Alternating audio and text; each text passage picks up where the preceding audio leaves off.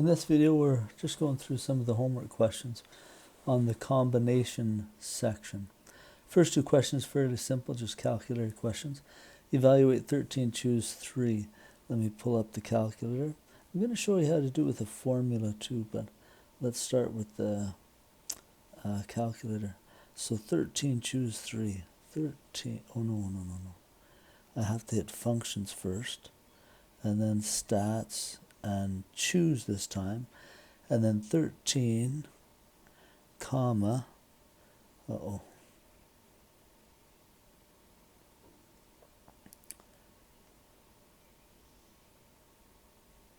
13, comma, 3, there, 286,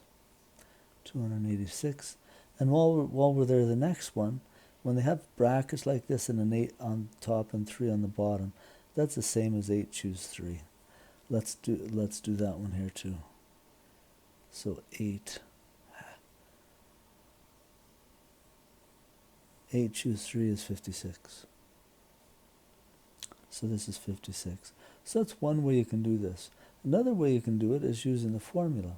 So the formula is n choose r is equal to n factorial over n minus r factorial, and then they tack on another r factorial. That's the only difference between the permutation and the combination one. And it's in there just to get rid of the order differences. Like in combinations, order doesn't matter. And so AB and BA are the same thing. So dividing it by something is going to reduce the number of ways that you can choose things. Okay, so let's try this formula, and I'll just try it for this first. We'll try it for the second one. Some numbers are smaller. So 8 choose r is the same as 8 factorial over 8 minus 3 factorial, 3 factorial. Okay, so I have 8 factorial on the top. Bottom I have 5 factorial, 3 factorial. Let's keep simplifying. The top is 8 factorial is the same as 8 times 7 times 6 times 5, and it keeps going, right? And it's to say keep going, I'll stop there at 5 factorial, because on the bottom I also have a 5 factorial, and then I also have a 3 factorial, which is 3 times 2 times 1, although the times 1 you don't really need to include. 5 factorial and 5 factorial cancel. 3 times 2 is 6, so 6 divided by 6. These two and this one cancel out. So in the end, all I have to do is 8 times 7, which is 56, which is the answer there. So you can use a formula with these as well, or you can use your calculator. Next question. 17 students in a fraternity, and how many ways can a committee of 5 students be selected? Oh, so it'd be 17, choose 5. Okay, let's go down and do that on our calculator. So functions, stats, choose, and I'm choosing 17, and I'm taking them 5 at a time, comma, 5. 6188. So 6188. Okay, let's go back up. 6188.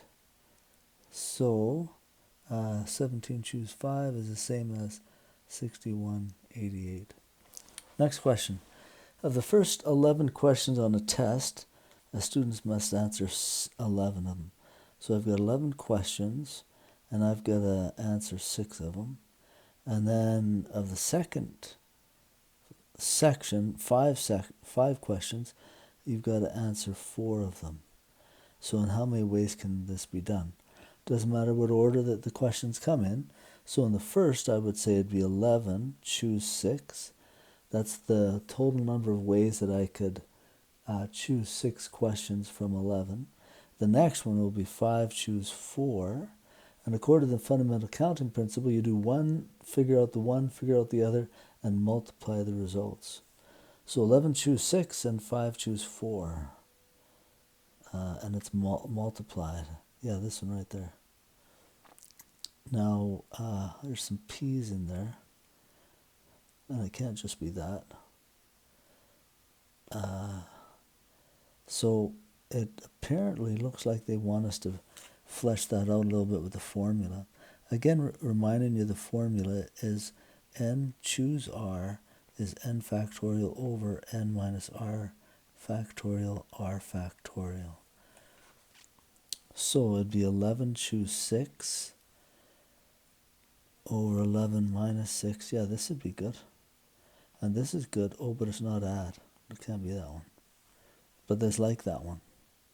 This one is missing the 6 factorial and the 4 factorial outside. Not that one. This is missing it too. Oh, right here. There it is right there.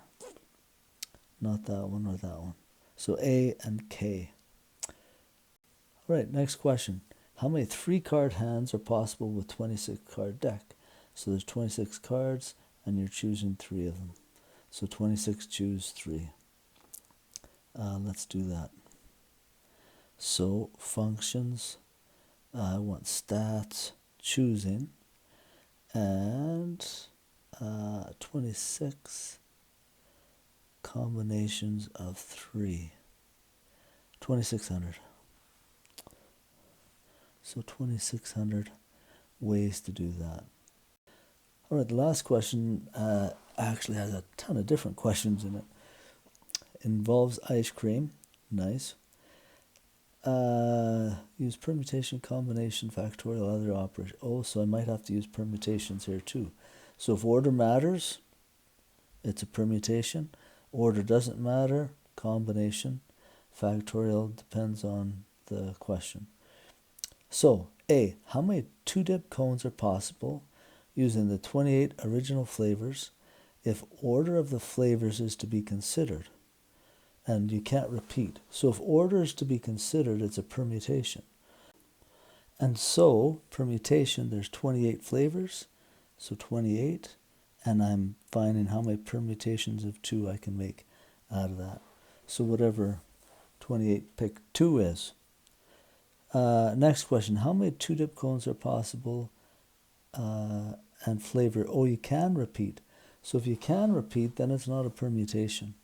And so what I would probably just do is use the blanks and say, well, how many cones could I put in the top? 28. Or how many different flavors? And on the bottom, I could do another 28. So whatever 28 times 28 is. I'm thinking 756. No, I'm not sure. Anyway, 28. No, I think that's the answer for the last one. I'm just looking at answers over here and make sure I'm doing them right.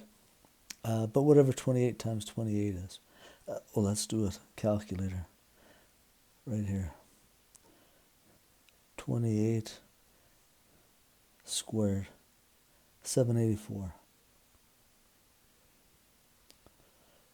Okay, so this one is 784.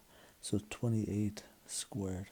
How many 2-dip cones are possible if order is not considered? Order is not considered and no flavor is repeated. Okay, so if order is not considered, I'm thinking combination. So there's 28 flavors and I'm choosing 2 of them. So whatever 28 choose 2 would be. And it looks like that's the last question. Oh, it has a bunch of options down below there. Anyway, I think we went through the 3 questions that they needed. All right, hopefully that helps you out with the homework for combinations.